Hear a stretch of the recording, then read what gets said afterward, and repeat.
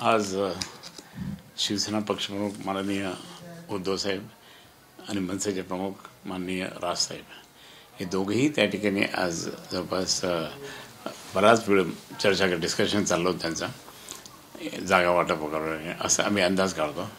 पण एकंदरीत खूप चांगली बैठक झाली आणि हे सगळं महाराष्ट्राने पाहिलं की दोघे आता एकत्रपणे आता चर्चा चालू आहे आणि त्यामुळे एक नवीनच वातावरण परत निर्माण झालं की आता हे दोघेही त्या ठिकाणी एकत्र लढणार.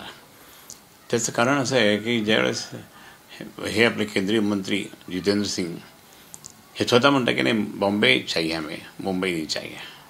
म्हणजे मराठी माणसाचा हा अपमान ते करतायत.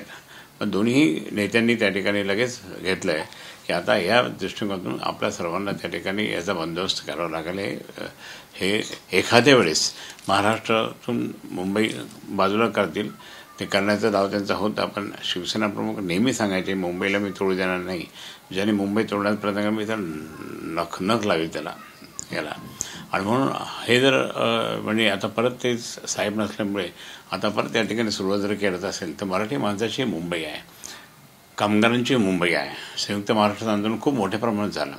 संयुक्त महाराष्ट्राच्या याच्यामध्ये किती जण मोठे मोठे नेते होते. डांगेजी होते, आचार्य डांगे, SM जोशी, त्याच्यानंतर मग बाकी स्वतः प्रबोधनकारजी ठाकरे होते त्याच्यात आणि सर्वच मान्यवर नेते त्या ठिकाणी होते.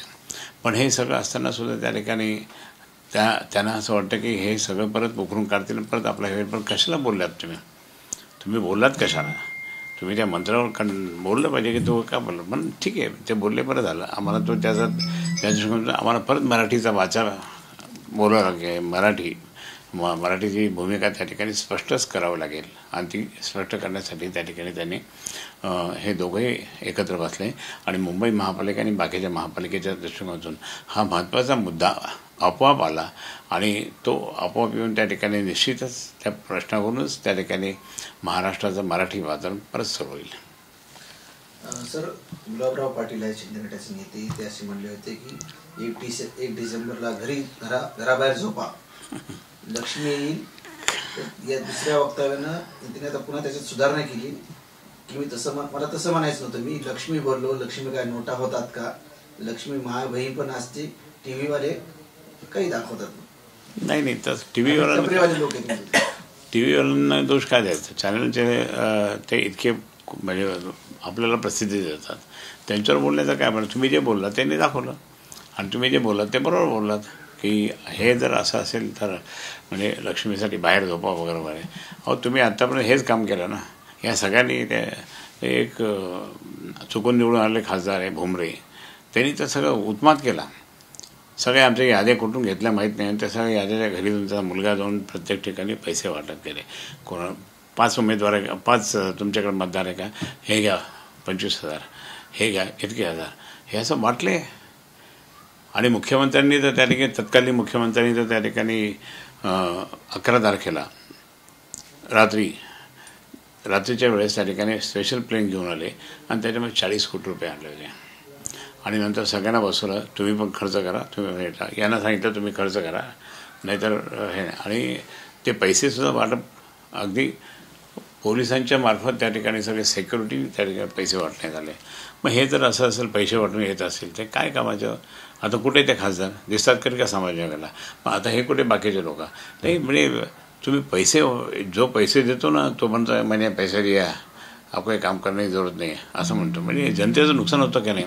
लोकप्रतिनिधीचं त्या ठिकाणी किती महत्त्व असतं हे महत्त्व त्या ठिकाणी धुळीच मिळवतात. ते हे होऊ नये असं म्हणून त्या ठिकाणी काहीतरी कुठेतरी त्या ठिकाणी इलेक्शन कमिशननी, सरकारने, केंद्र सरकारने कुठेतरी ह्या गोष्टीला आळा घातला पाहिजे.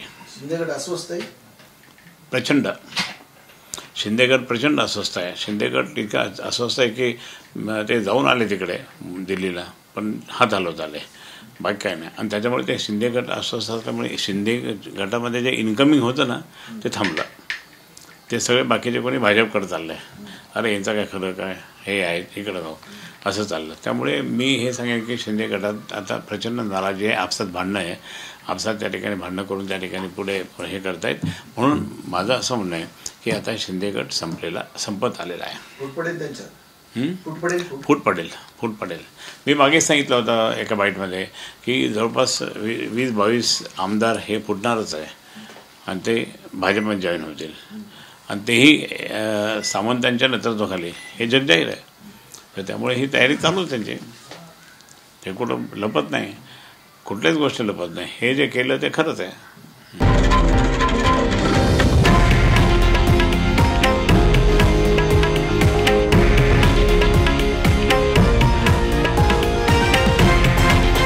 हे आहे देशातील नंबर 1 न्यूज नेटवर्क आणि आपण पाहत आहात TV9 मराठी, एकमेव.